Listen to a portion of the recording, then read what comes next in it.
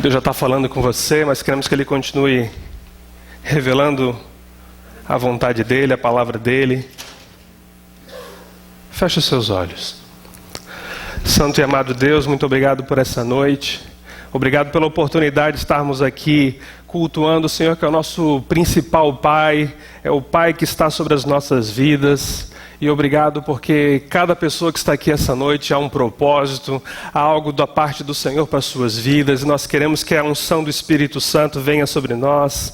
Abençoa, Deus, a ministração da Tua Palavra, o entendimento da Palavra. Abre os nossos corações, o nosso entendimento, o nosso espírito, para que possamos, em nome do Senhor Jesus, viver o melhor de Deus para as nossas vidas e famílias. E repreendemos em nome de Jesus toda força contrária, todo espírito maligno, todo pensamento que queira concorrer agora com a ministração da palavra de Deus. Em nome do Senhor Jesus, nós repreendemos todo mal e pedimos: Espírito Santo, vem. Vem, Santo Espírito, com o Teu poder, com a Tua presença, e fala aos nossos corações, às nossas vidas, e muda as nossas famílias em nome de Jesus. Deus te abençoe, você pode se assentar.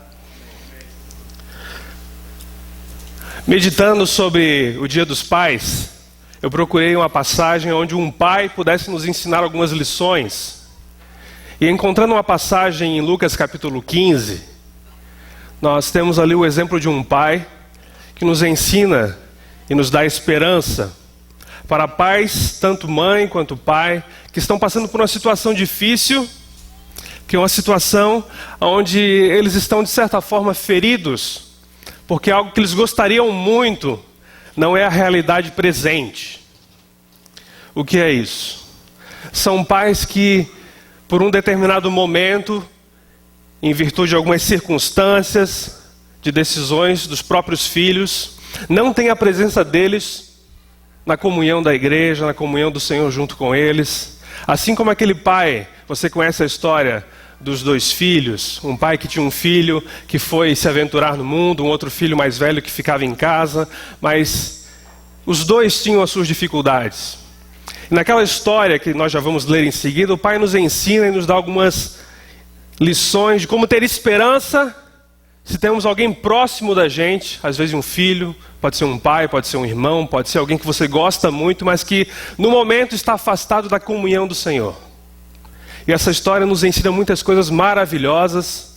É uma das parábolas mais lindas que eu acho que o Senhor Jesus ensinou.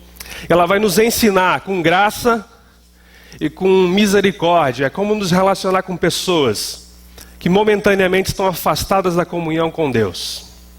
Eu peço que você possa acompanhar a nossa leitura, que está em Lucas capítulo 15, do versículo 11 ao versículo 24. Jesus continuou: um homem tinha 2 filhos. O mais novo disse ao seu pai: Pai, quero a minha parte da herança. Assim ele repartiu sua propriedade entre eles. Não muito tempo depois, o filho mais novo reuniu tudo o que tinha e foi para uma região distante. E lá desperdiçou os seus bens, vivendo irresponsavelmente. Depois de ter gasto tudo, houve uma grande fome em toda aquela região, e ele começou a passar necessidade. Por isso foi empregar-se com um dos cidadãos daquela região, que o mandou para o seu campo a fim de cuidar de porcos. Ele desejava encher o estômago com as vagens de alfarrobeira que os porcos comiam, mas ninguém lhe dava nada. Caindo em si, ele disse: quantos empregados de meu pai têm comida de sobra e eu aqui morrendo de fome? Eu me porei a caminho e voltarei para meu pai. E lhe direi: Pai, pequei contra o céu e contra ti. Não sou mais digno de ser chamado teu filho. Trata-me como um dos teus empregados. A seguir levantou-se e foi para seu pai. Estando ainda longe, seu pai o viu e, cheio de compaixão, correu para seu filho e o abraçou e o beijou. O filho lhe disse: Pai, pequei contra o céu e contra ti, não sou mais digno de ser chamado teu filho. Mas o pai disse aos seus servos: depressa, tragam a melhor roupa e vistam nele, coloquem um anel em seu dedo e calçados em seus pés. Tragam um novilho gordo e matem-no, vamos fazer uma grande festa e alegrar-nos. Pois este meu filho estava morto e voltou à vida, estava perdido e foi achado. E começaram a festejar o seu regresso. Você possivelmente tem pessoas na sua família que ou não estão acompanhando você na fé, porque você se converteu depois. Um exemplo, pais que se convertem numa idade mais avançada. Eles percebem que os filhos já adultos ou já jovens não acompanham o mesmo ritmo. Isso traz, às vezes, um pesar no coração. Por que eu não aceitei a Cristo antes? Por que eu não fiz isso antes? Talvez essa situação poderia ter sido diferente. Não tem esse pesar no coração. Deus permitiu que você viesse nesse tempo. E Ele ainda vai fazer uma obra na sua família. E alguns outros sentem um pesar porque, apesar de terem criado os filhos na igreja, apesar de terem ensinado tudo que era para ter sido feito, em determinado momento, na maioridade deles, eles por vontade própria decidiram seguir um caminho diferente. Mas pai e mãe, não tenham esse peso no coração de vocês. Eles são pessoas que têm a sua própria escolha, a sua vontade própria, o seu livre-arbítrio. E a gente vai ver nessa história que a decisão deles deve ser respeitada, mas temos que ter algumas atitudes na expectativa, na fé da sua restauração. Quando uma pessoa, independente do vínculo que ela tenha conosco, ela se afasta do Senhor, ela pode vivenciar uns 3 estágios típicos de um afastamento. Primeiramente, a pessoa ela se rebela por alguma situação, ou ela não concorda com alguma visão que ela tem de igreja, com a circunstância que ela vive, ou ela não concorda com a forma como as coisas são feitas, ou ela não concorda porque ela teve uma determinada experiência com Deus que a decepcionou, ela não foi correspondida, ou talvez algum outro tipo de ideia começa a agir no coração da pessoa, e a pessoa passa por um momento de rebelião, onde ela diz, não quero mais ninguém sobre a minha vida, não quero igreja, não quero pastor, eu não quero Deus, eu quero seguir o meu caminho. Mais ou menos o que vimos nessa história. Ela quer experimentar uma vida independente de Deus, independente de outras pessoas, e ela passa por esse primeiro estágio. Mas conforme ela vai caminhando nesse estágio, ela vai passar por um segundo, a reavaliação, onde ela vai cair em si e vai repensar a sua decisão, a sua situação, aquilo que ela está vivendo. E isso vai levar ela para um terceiro passo, um terceiro estágio, que é o retorno.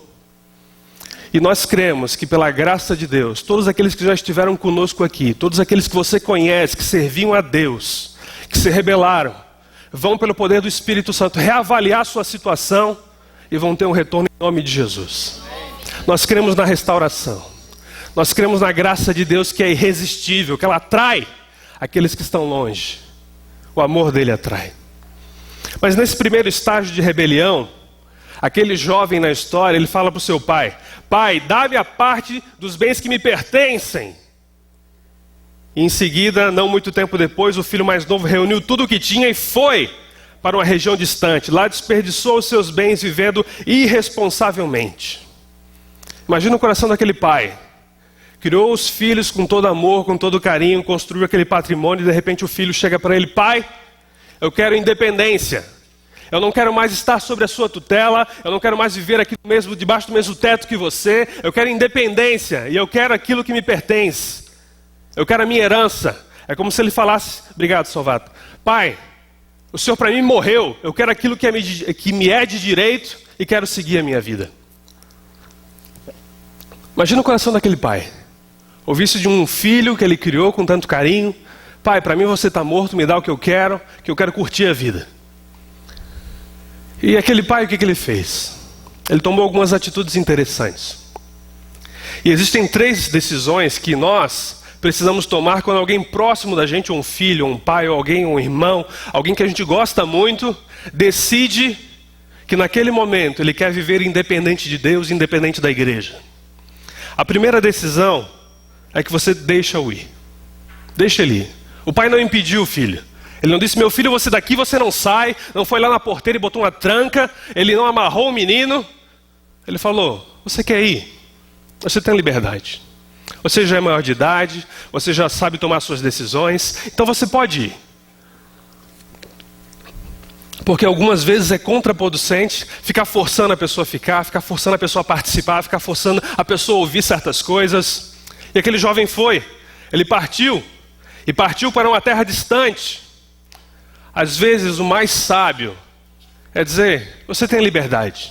Deus dotou você com sabedoria e dotou você com livre-arbítrio. E eu creio que Ele vai te ajudar a fazer escolhas melhores. E a pessoa vai. Mas há um dilema. O dilema de até quando segurar e até quando soltar.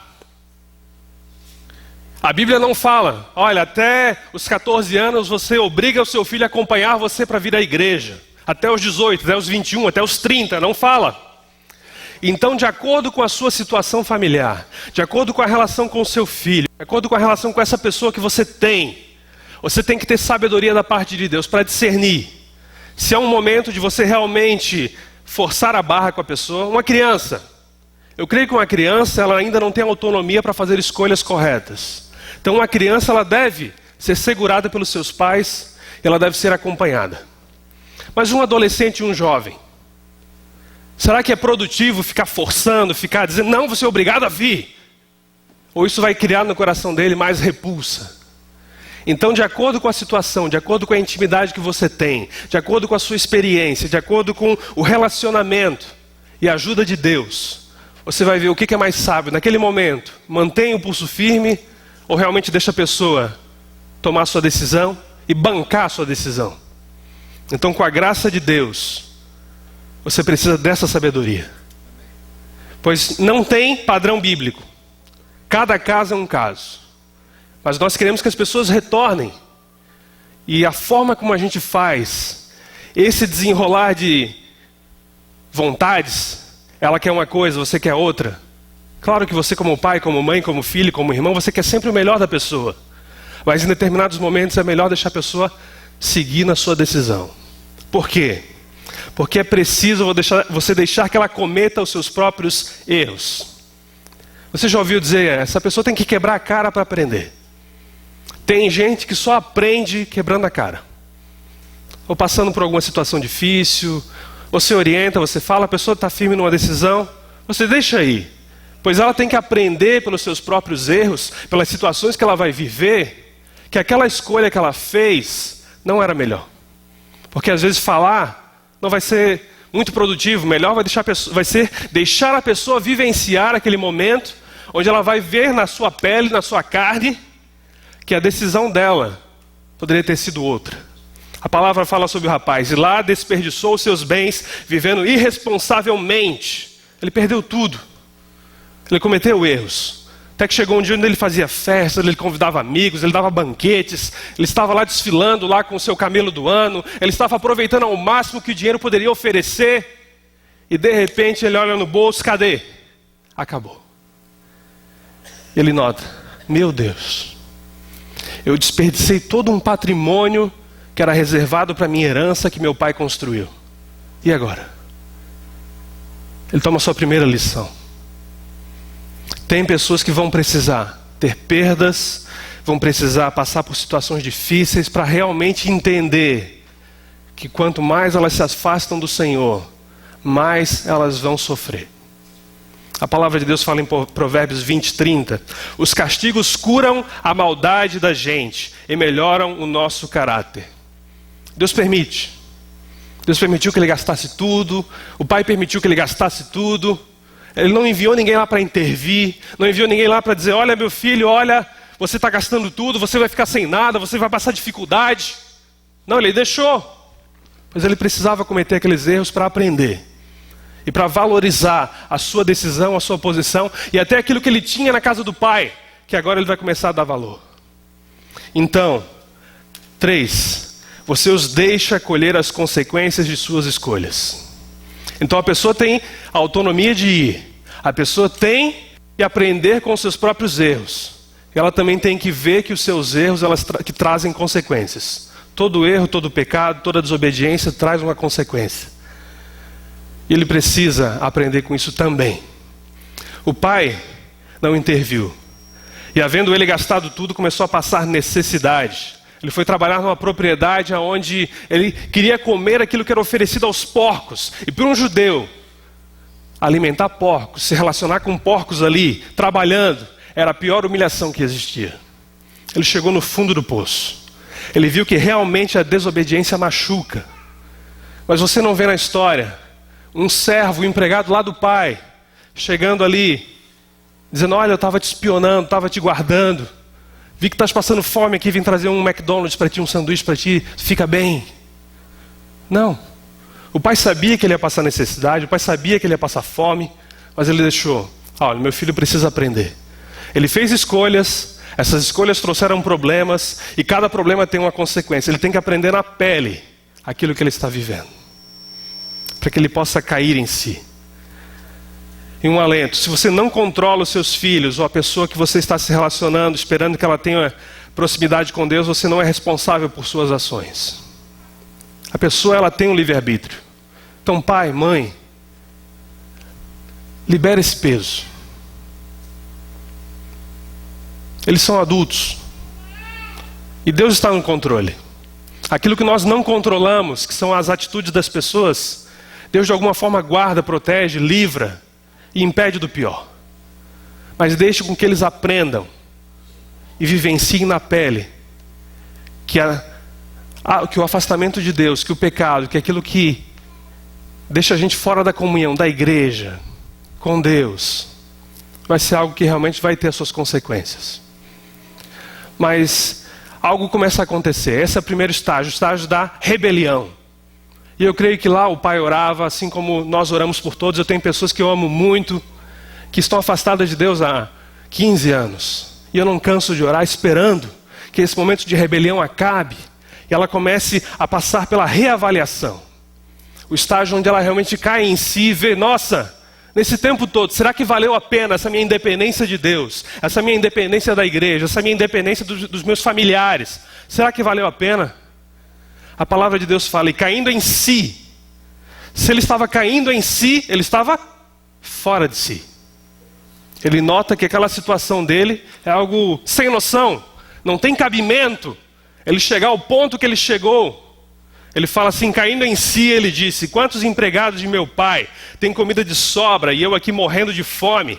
Eu me porei a caminho e voltarei para meu pai. E lhe direi: pai, pequei contra o céu e contra ti. Não sou mais digno de ser chamado teu filho. Trata-me como um dos teus empregados. Ele caiu em si. O que aconteceu ali? Os olhos dele foram abertos. Ele entendeu que a sua situação poderia estar muito melhor se ele estivesse perto do seu pai. E nessa história o pai representa Deus. E nós somos os filhos rebeldes que nos afastamos dele. E o Espírito Santo nos ajuda a cair em si, a tomar consciência de que quanto mais afastados do pai, quanto mais longe da casa de Deus, pior a nossa situação. Tem gente que está comendo lavagem de porco, porque decidiu viver independente de Deus. Mas volta para a casa do pai. Volta para a casa do pai. Ore por aqueles que você conhece que estão afastados de Deus, estão lá no mundo, estão lá vivenciando situações terríveis. E peça ao Espírito Santo para que eles caiam em si, e os olhos sejam abertos e eles vejam que eles têm algo melhor que é oferecido por Deus. Então o que nós fazemos nesse estágio? Temos 3 decisões importantes. A primeira é orar.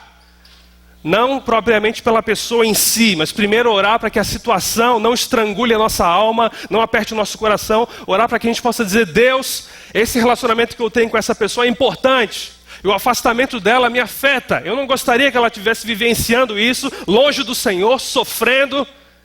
E Deus, me dá confiança de que o Senhor está cuidando dessa pessoa, porque eu entrego ela nas tuas mãos. E eu sei que o teu controle é soberano. Então você alivia o seu coração da ansiedade. E você entrega essa pessoa na mão de Deus, confiando que a obra do Espírito Santo é poderosa.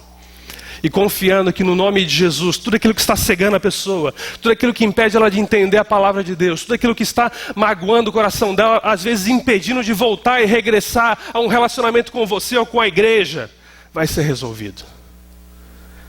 E você espera. Eu não sei quanto tempo aquele pai ia para a varanda da sua casa e ficava ali esperando o regresso do seu filho. Eu espero por pessoas há mais de 15 anos para que voltem. Eu sei que vai voltar um dia. Espere. Espere. Não desista. Continue amando. Continue se relacionando com a pessoa. Para que ela veja que em você ainda há algo que brilha. E que ela, mesmo vivendo uma vida por escolha própria diferente da sua, ela vê o seu amor, ela vê a sua graça, ela vê a sua misericórdia, ela vê o plano de Deus na sua vida. E vai chegar uma hora que ela vai comparar a sua situação com a situação que ela tem vivido. E vai ver que na casa do Pai é muito melhor.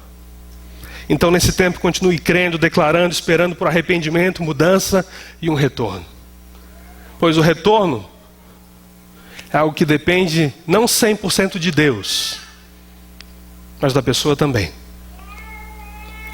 Então temos que orar, temos que batalhar, temos que interceder pelas pessoas, porque eu não posso forçar esse vaso aqui a vir para mim. Eu também não posso pegar e tomá-lo. Deus respeita, como se esse vaso fosse uma pessoa. Se ele demonstrar interesse em se achegar, Deus se achega. Deus não vai interromper o seu livre-arbítrio, Deus não vai interromper a sua vontade e fazer escolhas por você. Ele vai respeitar. Então nós podemos orar da seguinte forma: Deus, intensifica nessa pessoa, intensifica, Deus, na vida dela, na situação dela, momentos onde ela vai ter consciência de que a situação que ela está vivendo poderia ser muito melhor próximo do Senhor. Ajuda ela a perceber que ela possa ter na sua vida pessoas que vão falar com ela, que as circunstâncias colaborem para que ela possa perceber que há algo melhor da parte de Deus, que é estar junto de Jesus, estar na casa do Pai. Eu posso orar assim por ela, para que as situações colaborem, para que as pessoas colaborem, para que as circunstâncias sejam usadas para que a pessoa caia em si e os seus olhos sejam abertos. Mas a decisão é da pessoa. E quanto mais eu oro, quanto mais eu intercedo, quanto mais eu demonstro amor, mais oportunidades ela vai ter de cair em si e retornar. Isso é o que podemos fazer. E Deus espera isso de nós. E quanto mais fazemos isso, chega um momento onde eu creio que isso se torna irresistível. A pessoa realmente vai ver, não, eu não resisto a esse amor, eu não resisto a essa graça, eu não resisto a essa misericórdia, eu não resisto a essa bênção que é estar com Deus, e eu aqui comendo lavagem de porco. Ah, mas eu estou bem financeiramente, eu prosperei, eu fiz a minha faculdade, eu tenho um bom trabalho, eu tenho família, mas ela sabe que lá dentro no seu coração tem um vazio. E aquele vazio é a mesma fome que o rapaz tinha lá, trabalhando com os porcos. Aquele desejo de ser preenchido por algo. E ela sabe que só em Deus, só na casa do Pai, ela vai ter o alimento que vai saciar a sua vida. Então ela vai retornar. Deus vai dar graça e ela vai retornar. E quando ela retorna, a palavra fala: a seguir levantou-se e foi para seu pai. Estando ainda longe, seu pai o viu e, cheio de compaixão, correu para seu filho, o abraçou e beijou. E quando retornarem, o que fazemos? Um pai, uma mãe, um irmão, alguém que era da célula, alguém que era da igreja. Como recebemos essa pessoa? Recebemos com amor. Recebemos de braços abertos. Não dizendo, eu sabia que tu ia voltar, sabia que tu estava ferrado na vida, tu tinha que voltar. Não, você vai amar a pessoa, você vai ser gentil, educado com a pessoa, vai ficar alegre com a presença dela, vai ficar alegre com a decisão dela. Vai demonstrar amor segundo 1 Coríntios 13, das melhores formas. Aquele pai encheu-se de amor, de compaixão, seu pai ouviu, encheu-se de compaixão. Quando vemos um irmão em Cristo, que estava afastado por um tempo, voltando, a gente deve se encher de compaixão e correr para ele. Pois isso vai impactar ainda mais a sua decisão para ele ficar. Segundo, aceite-o incondicionalmente. Imagina o rapaz lá trabalhando com os porcos, lá no meio do deserto. Não tinha onde tomar banho, não tinha onde se arrumar, não dava para cortar o cabelo, fazer a barba. Imagina como é que ele voltou, a condição que ele voltou. Fedendo, todo sujo de lama. E a palavra fala que o seu pai foi correndo, o abraçou e beijou. Ele não botou condições assim, não chegou assim: meu filho, tá sujo, né? Vai lá tomar um banho, depois eu te abraço. Não, ele não impôs condições, ele o aceitou incondicionalmente na forma que ele veio. Ele foi, ele abraçou, ele beijou aquele filho fedido, sujo, e demonstrou ali que estava recebendo ele com alegria e com amor. Quantas vezes a gente impõe condições para receber uma pessoa que está voltando? Não, eu só vou te visitar, só vou falar contigo. O dia que tu resolver isso, resolver aquilo, o dia que tu tirar esse piercing, o dia que tu tirar essa tatuagem, o dia que tu cortar esse cabelo. E a gente vai impondo condições e não recebe a pessoa incondicionalmente como esse pai recebeu aquele filho. Agindo com graça e com amor. E por último, ele o perdoou completamente. Mas o pai disse ao seu filho: aos seus servos: depressa, tragam melhor roupa e vistam nele, coloquem um anel em seu dedo e calçados em seus pés. Tragam um novilho gordo e matem-no, vamos fazer uma festa e alegrar-nos. Pois esse meu filho estava morto e voltou à vida, estava perdido e foi achado. E começaram a festejar o seu regresso. Ele disse: olha, pega esse rapaz aqui todo sujo, limpa ele, coloca uma roupa nele, coloca um anel nele, as sandálias dele. Isso representava: olha, ele voltou a fazer parte da família. Ele é dos nossos. O anel no dedo era algo fantástico, porque era algo que representava que ele era daquela família. Ele podia ir lá no comércio, ele podia ir em qualquer lugar que ele fosse, comprar em nome do seu pai, carimbar com um anel e dizendo: olha, se eu não conseguir pagar até tal dia, meu pai vem e paga. Ele tinha o seu crédito restaurado. Então, quando uma pessoa volta, ela deve se sentir parte da família novamente. Sem aquela sensação de que ela é um intruso, de que passou um tempo e ela está por fora das coisas, que ela não se encaixa mais.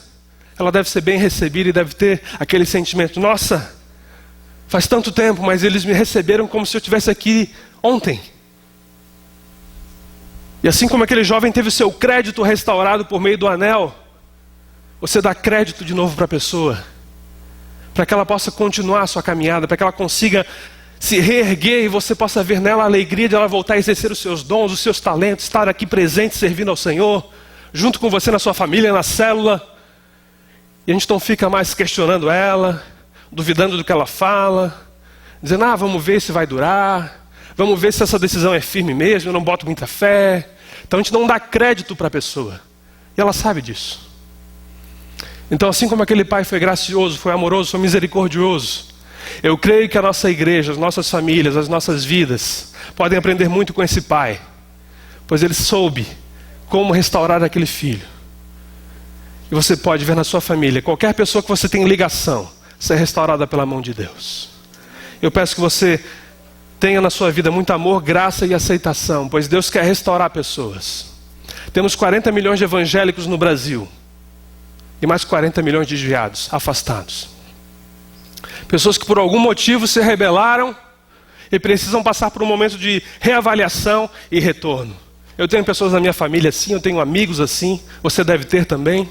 E eles precisam experimentar essa graça, esse amor, essa restauração, para estarem conosco novamente cultuando e louvando ao Senhor. Coloque-se de pé. Peço que a equipe de louvor venha à frente. Feche os seus olhos.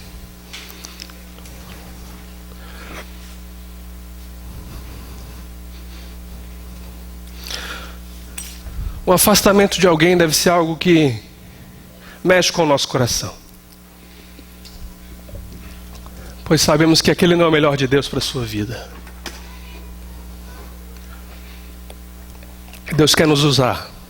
Quer usar você, pai, quer usar você, mãe, quer usar você, irmão, quer usar você, filho, para que aqueles a quem você ama estejam aqui contigo na casa do Pai, cultuando e louvando ao Senhor. E você possa ver aquela maravilha da sua família inteira aqui, repleta, cheia da presença de Deus. Coloque a mão no seu coração. Santo e amado Deus, o Senhor sabe que praticamente todos nós temos pessoas na família afastados do Senhor em algum nível, em algum grau. Pedimos, Deus, que esse momento de rebelião, de afastamento deles seja abreviado, que eles possam aprender as lições necessárias, mas que enquanto eles estão afastados do Senhor e da igreja, as circunstâncias cooperem para que eles retornem. Pessoas sejam enviadas até eles para que eles ouçam de novo a palavra do Senhor. Um sentimento no coração deles desperte de fome, de vontade, de desejo, vendo que estar com o Senhor é muito melhor. Senhor, em nome de Jesus, restaura filhos, restaura pais, restaura irmãos, restaura essas pessoas queridas que estão longe do Senhor, aonde eles estiverem, Pai, pedimos que eles retornem pelo poder do Espírito Santo, que uma voz no seu coração, assim, Deus, como aquele galo cantou e Pedro caiu em si que tinha negado Jesus, que eles também ouçam algo no mundo espiritual, que eles possam perceber algo indicando que eles estão longe do Senhor e que eles precisam voltar, porque na casa do Pai é melhor. Deus, em nome de Jesus, traz de volta essas pessoas.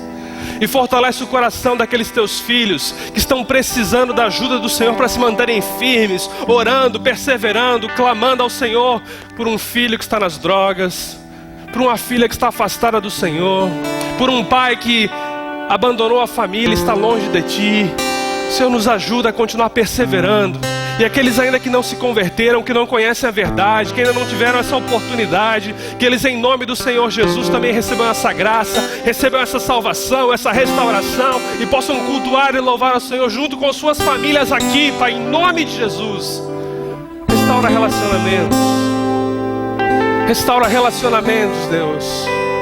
Deus, aquele pai que não consegue falar com seus filhos, aquele filho que não consegue falar com seu pai ou com a sua mãe, o relacionamento foi quebrado, foi interrompido por diversas razões.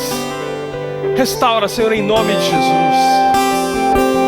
Que o poder do Espírito Santo de restaurar, de unir, traga para perto essas pessoas.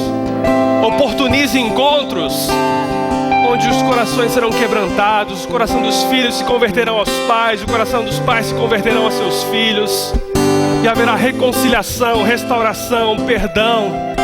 Pai, em nome de Jesus, cura os relacionamentos entre familiares, entre amigos, e principalmente entre nós e o Senhor, entre essas pessoas e o Senhor.